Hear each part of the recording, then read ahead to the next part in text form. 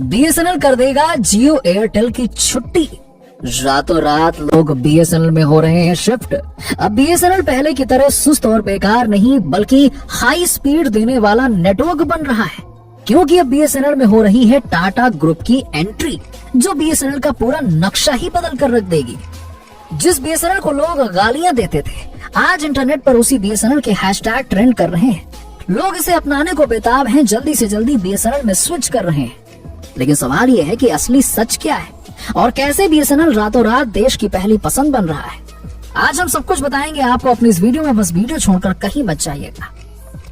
सिर्फ 249 रुपए के रिचार्ज पर 45 दिनों के अनलिमिटेड कॉल्स और डेटा की वैलिडिटी, 1515 रुपए के रिचार्ज पर पूरे साल भर की वैलिडिटी।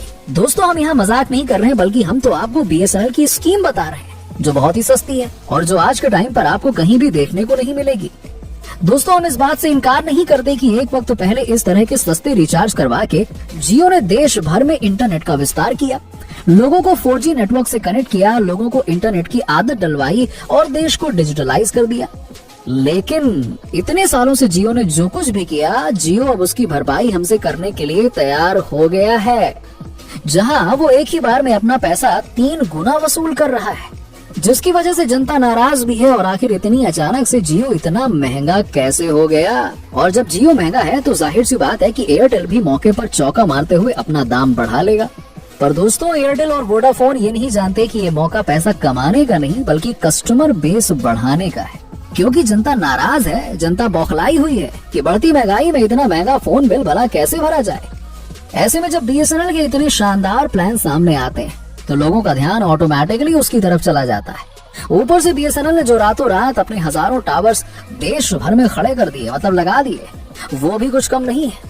खराब सर्विस और अपने स्लो नेटवर्क की वजह से बदनाम बीएसएनएल, जिसका फुल फॉर्म लोगों ने रख दिया था भीतर से नहीं लगेगा, अब अपने आप को सुधार चुका है। आज से महीनों भर पहले भी कोई ये मानने को तैयार नहीं था कि बीएसएनएल रिवाइव हो सकता है, लेकिन बीएसएनएल में जो टाटा ग्रुप की एंट्री हुई है और दूसरी कंपनियों ने अपना दाम बढ़ा लिया है, बस इसी मौके ने बीएसएनएल के अंदर एक नई जान फूंक दी है। दोस्तों, जिस 249 रुपए के प्राइस पर जियो मात्र 28 दिन की वैलिडिटी दे रहा है, इसी प्राइस पर बीएसएनएल पूरे 45 दिन की वैलिडिटी प्रोवाइड कर रहा है।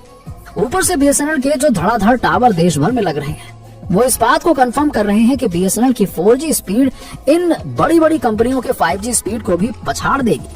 हालांकि ये बात किसी से छिपी नहीं है कि बीएसएनएल ने टेक्नोलॉजी को बहुत धीरे धीरे एक्वायर किया। जब पूरे देश में 3G टेक्नोलॉजी चल रही थी, तब भी बीएसएनएल 2G पर अटका हुआ था। आज जब 5G का जमाना है तो बीएसएनएल अभी 4G पर अटका हुआ है।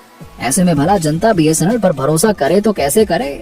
और क्या कभी आपने बीएसएनएल के कर्मचारियों का रवैया देखा है, जो कस्टमर से ऐसे बात करते हैं जैसे कि वो फोन उठाकर कस्टमर पर एहसान कर रहे हो?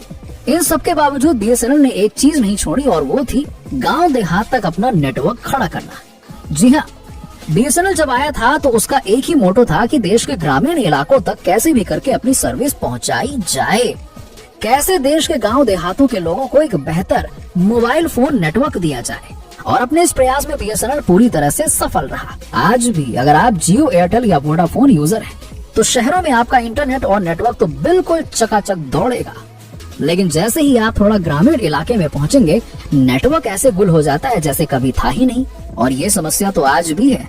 जी हाँ, 5G आ जाने के बाद भी गाँव देहात में इंटरनेट नहीं मिल पाता, क्योंकि ये जो बड़ी बड़ी टेलीकॉम कंपनियां हैं, इनका मकसद गांव देहात के लोगों तक पहुंचना होता ही नहीं था। इन्हें पता था कि पैसा तो शहरी लोगों की जेब में है। शहर के लोग ज्यादा इंटरनेट का इस्तेमाल करते हैं, गांव के लोग भला क्या ही इंटरनेट का इस्तेमाल करेंगे? क्योंकि गांव में रहने वाला किसान, जिसका पूरा दिन खेती बाड़ी करने में निकल जाता है, वो भला महंगा डेटा पैक करवा कर दिन भर क्या नेटफ्लिक्स चलाएगा क्या? उसे तो बस थोड़े बहुत एंटरटेनमेंट की जरूरत होती है और अपने सगे संबंधियों का हाल खबर लेने के लिए फोन करना होता है। इससे ज्यादा वो क्या ही करेगा? इसीलिए जियो, एयरटेल जैसी कंपनियों ने देश के ग्रामीण इलाकों पर अपना फोकस ज्यादा बनाया ही नहीं।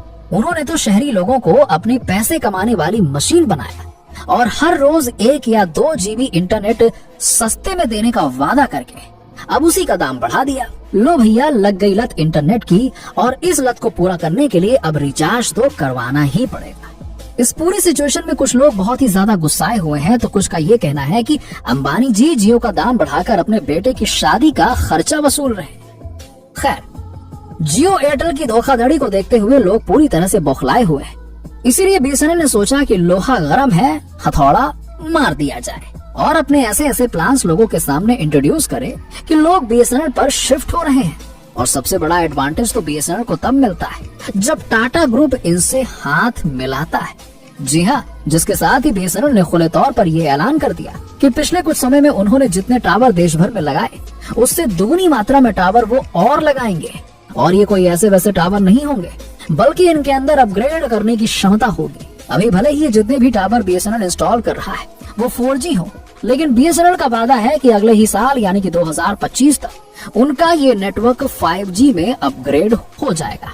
इसीलिए तो लोग हजारों लाखों की संख्या में हर रोज बीएसएनएल पर शिफ्ट हो रहे हैं, क्योंकि एक तो इनका जो नेटवर्क है वो काफी ज्यादा फैला हुआ है, ऊपर से इसका जो कस्टमर बेस है वो भी बहुत कम है, जिसकी वजह से इंटरनेट की स्पीड लोगों को ज्यादा मिलती है।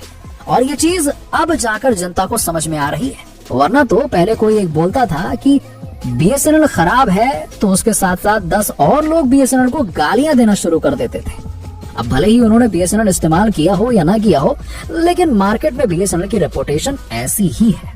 और वैसे भी हमारे देश की जनता को हमेशा से ही आदत रही है कि हम सरकारी चीजों को कम ही इम्पोर्टेंस देते हैं। हम समझते हैं कि सरकारी मतलब बेकार, धक्का प्लेट वाला मामला है। हमें लगता है कि सरकारी चीज जितनी भी है वो सब सिर्फ नाम की है, फिर चाहे वो सरकारी स्कूल हो, कॉलेज हो या फिर टेलीकॉम नेटवर्क। अब ये चीज बदल रही है, जनता समझदार हो रही है। उसे समझ में आ रहा है कि सरकारी चीजें इसीलिए सही नहीं होती हैं क्योंकि हम उनकी तरफ दिलचस्पी ही नहीं दिखाते, हम उन्हें सही करवाने की कोशिश ही नहीं करते। और एक कारण ये भी है कि लोग फिर से बीएसएनएल पर अपना भरोसा दिखा रहे हैं। और वैसे भी अभी भारत में पूरी तरह से 5G का दौर नहीं आया है, क्योंकि बहुत से ऐसे लोग हैं जिनके पास 5G तो फोन ही नहीं है। लोग अपना पुराना 4G फोन चलाकर ही खुश हैं, मजे में स्पीड तो मिल रही है, क्या ही करना है 5G फोन लेकर। ऐसे में अगर बीएसएनएल अपना 4G नेटवर्क बेहतर कर देता है और वो 5G नेटवर्क को पीछे छोड़ देता है तो बीएसएनएल देश में डेटा किंग बन जाएगा, बड़ी बड़ी कंपनियों की छुट्टी हो जाएगी।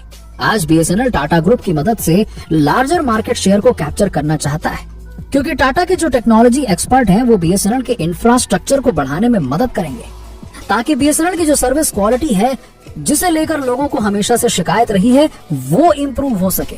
जहां पहले तो बीएसएनएल टाटा के एडवांस इंफ्रास्ट्रक्चर की मदद लेगा, अब बोला जा रहा है कि टाटा की मदद से बीएसएनएल का जो कवरेज है वो बढ़ जाएगा। जहां बीएसएनएल आज जो रूरल और सेमी अर्बन एरियाज में फैला हुआ है उसे टाटा और ज्यादा बढ़ाने में लगा हुआ है, क्योंकि जो शहरी इलाके हैं वहां तो ऑलरेडी जियो, वोडाफोन, एयरटेल इन्होंने अपना नेटवर्क फैला रखा है। और यकीन मानिए, इनके दाम चाहे जितने बढ़ जाएं, लोग अगर एक बार किसी कंपनी के कस्टमर बन जाते हैं ना तो वो उसी कंपनी के साथ चलते रहते हैं। पर जो गांव देहात वाले इलाके हैं, जो छोटे छोटे शहर हैं, वहाँ लोग सिर्फ ये देखते हैं कि हमारा कुछ 2-4 पैसा कहाँ बचेगा, वो बताओ भैया। कैसे हम फिजूल खर्ची नहीं करेंगे वो देखा जाता है, और हमें कम से कम पैसे में बेहतर चीज मिल जाए, वहाँ पे ऐसा करते हैं लोग। लोगों की इसी मांग को पूरा करने के लिए बीएसएनएल ने कमर कस ली है। बस अब बीएसएनएल को जरूरत है तो अपनी सर्विस क्वालिटी बेहतर करने की, लोगों को ये भरोसा दिलाने की कि अगर उन्हें कोई दिक्कत होती है तो बीएसएनएल उनके साथ खड़ा है, उन्हें बाद में धोखा नहीं मिलेगा। अगर ये भरोसा लोगों को बीएसएनएल पर हो गया तब तो बीएसएनएल भारत का नंबर 1 नेटवर्क बन जाएगा, क्योंकि आज भी देश के ज्यादातर लोग ग्रामीण इलाकों में रहते हैं, गांव कस्बों में अपनी जिंदगी जीते हैं, थोड़ी देर मोबाइल चलाकर बाकी टाइम मेहनत मजदूरी करते हैं, और उनके लिए इंटरनेट एंटरटेनमेंट है, ना कि उनकी पूरी जिंदगी। ऐसे लोगों को अगर बीएसएनएल टारगेट कर रहा है तो वो बहुत ही बेहतर स्ट्रैटेजी पे काम कर रहा है। टाटा की टेक्नोलॉजी आ जाने के बाद बीएसएनएल और भी ज्यादा दमदार तरीके से काम करेगा।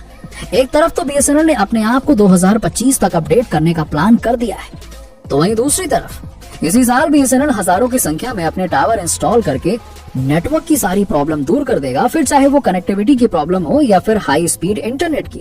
बीएसएनएल अपनी सभी कमजोरियों को अपनी ताकत में बदलने में जुट गया है।